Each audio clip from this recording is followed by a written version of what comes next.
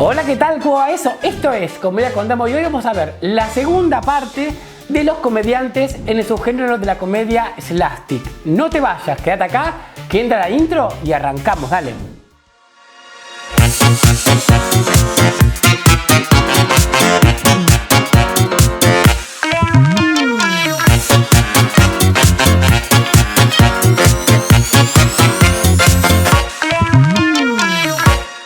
Seguimos entonces ahora con Lucy Ball, estadounidense. Bueno, en la serie I Love Lucy de 1952 hay una escena de la fábrica de chocolate que viene a ser como un remake, como una versión moderna de la cadena de montaje de Chaplin, básicamente. ¿Qué aportes tuvo Lucy? Justamente porque empieza a hacer comedia de situaciones domésticas, ¿sí? Y de género. Y de alguna manera se rebela contra las convenciones sociales, ¿sí? Al ser mujer se está rebelando contra lo establecido. Por eso es que acá remarco a esta comediante que tuvo muchísimo éxito con la serie I Love Lucy. Y aquí es donde llegamos a ver a Jerry Lewis, ¿sí? Estadounidense. La película más importante fue El profesor chiflado de 1963. ¿Qué aportes tuvo Jerry a la comedia? Justamente fueron sus gags visuales y el estilo exagerado infantil que tenía. Escribió historias, o las historias trataban sobre identidad y sobre aceptación social. Pudo de alguna manera enfocarse en el perfil psicológico de los personajes que él hacía, y también como director él pudo redescribir y redefinir los parámetros de la comedia slapstick y determinar el nuevo ritmo que necesitaba. ¿Por qué digo esto? Porque durante la década pasada, la década de 50, empezó a tomar más importancia lo verbal frente a lo físico y lo visual. Entonces él de alguna manera como director pudo restablecer los parámetros para que no perdiera importancia la comedia física. Y a la vez tuvo éxito porque incorporó los avances tecnológicos que el cine ofrecía en esa época. Abordó temas profundos como la alineación y la dualidad del ser humano. Y aquí ahora vemos a Peter Sellers, británico. La película más importante fue The Pink Panther de 1963 y su aporte fue los personajes múltiples que él hacía, el cuerpo como herramienta de humor y también el humor visual y verbal que tenía, ¿sí? La perfecta combinación entre lo verbal y lo visual. Oiga, ¿muerde su perro? No. ¿Qué hay, perrito? Usted me ha dicho que su perro no mordía. Ese no es mi perro. Tenía un ritmo un poco más lento y eso lo hacía más disfrutable, por así decirlo. También pudo de alguna manera combinar lo que era la tradición británica con la tradición estadounidense.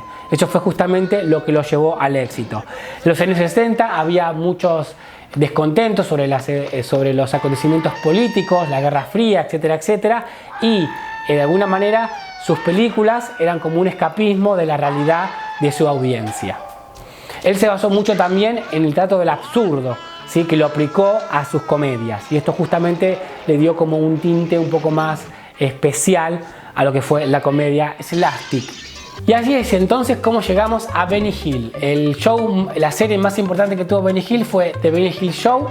¿Y qué aportes tuvo Benny Hill a la comedia? Bueno, tuvo caídas, tropezones, persecuciones, malentendidos, doble sentido, palabras, y generalmente hizo un buen balance entre lo físico y lo verbal.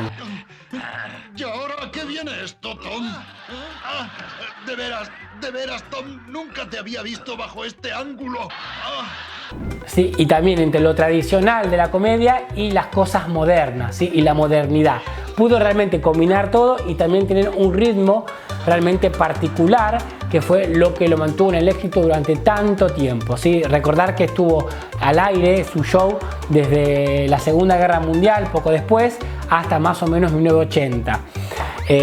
Sin embargo, se pudo adaptar a todos los acontecimientos, pero no a los pedidos de la audiencia que cambiase el grado de violencia que tenía sus espectáculos, porque ya la gente no quería ver más violencia, y también el rol que cumplían las mujeres en sus espectáculos, en su show. Y llegamos entonces a los Monty Python, ¿sí? Que eran británicos. las películas más importantes fue Monty Python y El Santo Grial de 1975 y también Monty Python y La vida de Brian, peliculón de 1979. ¿Qué aporte hicieron los Monty Python al slapstick? Justamente fue el humor surrealista e intelectual. Era un humor bastante sofisticado, pero que realmente lo pudieron hacer de una manera bastante creativa y súper bien. Había gags físicos y también desafiaban todo el tiempo la lógica. Esto era muy importante, ¿sí? Siempre utilizaban lo surrealista y también la lógica. Y demostró también que puede ser algo profundo como hilarante, ¿sí? Esta dualidad entre lo que podría ser la comedia y lo irrelevante, lo ilógico y lo loco, ¿sí? Obviamente también vivieron todas las transformaciones que vivió Inglaterra y también ellos de alguna manera hacían su crítica a las convenciones, a las tradiciones de Inglaterra y a las tradiciones religiosas, sociales y también el espíritu de rebelión contra la audiencia que estaba cansada ya de las convenciones sociales y tradiciones. Y aquí llegamos entonces a Leslie Nielsen. La película más importante fue Airplane de 1980. Bueno, este gag fue muy valorado y muy nombrado de la película. Fue una de las cosas que quedó de la película por ser tan simple y tan complejo a la vez. Señal de alarma, ya. ¡Que todo el mundo se coloque en posición de emergencia!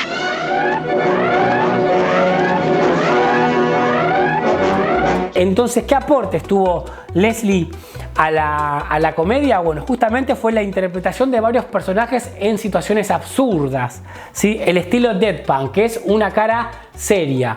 Esta dualidad, ¿no? de responder en diferentes situaciones absurdas con la cara de piedra, por así decirlo, fue justamente lo que lo llevó las cosas más cómicas que tenía este personaje. El humor físico y también el timing que tenía para hacer la comedia. Acá también ya se empieza a ver un poco lo que es la teoría configuracional, que es justamente que es en una película como La vida de Brian de los Monty Python, que también sucede, es en una película poner demasiados chistes que sumados generan un impacto mayor en la audiencia en términos de risa, en términos de comedia, así como que potencian la comedia. Airplane está lleno de gags, lleno de chistes que justamente hacen que la película sea un tornado de chistes todo al mismo tiempo, que la gente no puede captar la cantidad de chistes que hay en la misma escena en el mismo momento. Y el estilo de la película encajó justamente con la cultura pop de los años 80. Y seguimos entonces con Jackie Chan, que era hongkonés.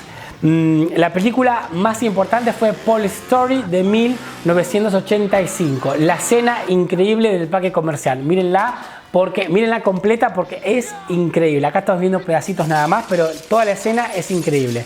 Bueno, Jackie Chan pudo combinar las artes marciales con la comicidad slapstick, ¿sí? Pudo combinar esas dos cosas, ¿sí? La tradición china con la cultura occidental. Fue por eso que sus películas y su comedia tuvo tanto éxito. Las escenas de acción eran bastante complejas y también demostraba gran destreza física en sus películas. Él pudo de alguna manera canalizar las tradiciones de los 80 y 90 en la cultura china y de esta manera pudo llevar su comedia a un público internacional. Bueno, y entonces ahora llegamos a Rowan Atkinson, Mr. Bean. Bueno, la serie más importante película fue Mr. Bean justamente, y el capítulo que recordamos todos es la del pavo en la cabeza. Sin embargo, esto fue lo que marcó la escena más importante de él. Volvió a los valores tradicionales del slapstick, ¿sí? Donde vemos al comediante solitario, ¿sí? Que resuelve situaciones cotidianas de manera absurda y físicas. No hay necesidad de diálogos y creo que lo que maneja Mr. Bean en su película, en su serie, justamente es la universalidad de las acciones y movimientos. Al hacer acciones cotidianas y universales, hace que justamente se acerque al público y lo haga más cercano a las audiencias. Y también lo que tiene Mr. Bean justamente es un manejo del timing excelente que combina de una manera especial los elementos de la comedia que hace que tenga el éxito que tuvo. ¿Sí? Yo he analizado cada sketch de Mr. Bean y todos están pautados de una manera cronometrada. ¿Sí? Son increíbles. Así que bueno, fue la perfecta combinación entre el slapstick tradicional y elementos modernos de la televisión y también del slapstick moderno. Sí, combinó eso de una manera perfecta. Y llegamos entonces a Jim Carrey, canadiense. La película más famosa fue La Máscara de 1994. Jim Carrey aporta extremada flexibilidad corporal y facial y también una fuente inagotable de energía. Pudo combinar perfectamente los valores tradicionales del slapstick con los efectos especiales del cine. Esto hizo justamente darle una nueva dimensión a la comedia slapstick y también la versatilidad de sus personajes. Seguimos con Robert Benigni, italiano. Su película principal fue La vida es bella de 1997 y acá fue el aporte de combinar la comedia slapstick con historias emocionales, ¿sí? Combinar, como dice un poco Chaplin, la emocionalidad y también la comedia slapstick. Pudo combinar las dos cosas y obviamente fue en un contexto donde él pudo de alguna manera sobrellevar y hacer comedia sobre un hecho traumático. Sí, como yo dije anteriormente en uno de mis primeros videos, como digamos cómo se hace humor sobre algo que todavía genera dolor, ¿no? Bueno, él lo pudo llevar de una manera realmente exitosa. Bueno, obviamente que el cine necesitaba de gente que contara historias traumáticas de una manera cómica. Y acá Benigni nos muestra cómo el humor puede ser comedia, pero también puede ser profundo, ¿sí? Los dos lados de lo que es la vida misma. Luego tenemos a Jackass, ¿sí? De Estados Unidos, estadounidenses. La película principal fue The Movie 2002 y la escena principal que los caracteriza fue el carrito de la compra en pendiente, ¿no? Donde ellos se tiraban y obviamente se lastimaban. Iba a ser una cosa más fea, pero no, se lastimaban. Vamos a dejarlo ahí. Y obviamente, ¿cuál fue su aporte? Bueno, volver a situaciones realmente peligrosas, donde ellos realmente se hacían daño, se lastimaban, había autolesión y era un humor bastante crudo, bastante visceral, pero de alguna manera pudo captar una audiencia joven que estaba acostumbrada a tipo reality, ¿sí? Porque su película no era humor slapstick metido adentro de una trama de una película, sino que eran como retos que se hacían y obviamente participaban y se lastimaban. Pero justamente fíjense que no era diferente, fíjense que era diferente al slapstick. ¿Por qué? Porque lo hicieron en otro contexto. Entonces eso fue la innovación que hizo Jackass a lo que fue la comedia slapstick. Y bueno, hasta acá te pido por favor que te suscribas al canal.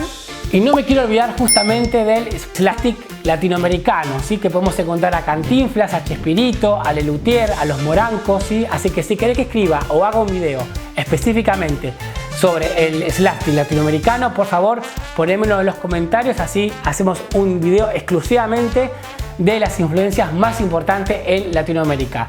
Te dejo hasta acá y hasta luego. ¡Chao, chao!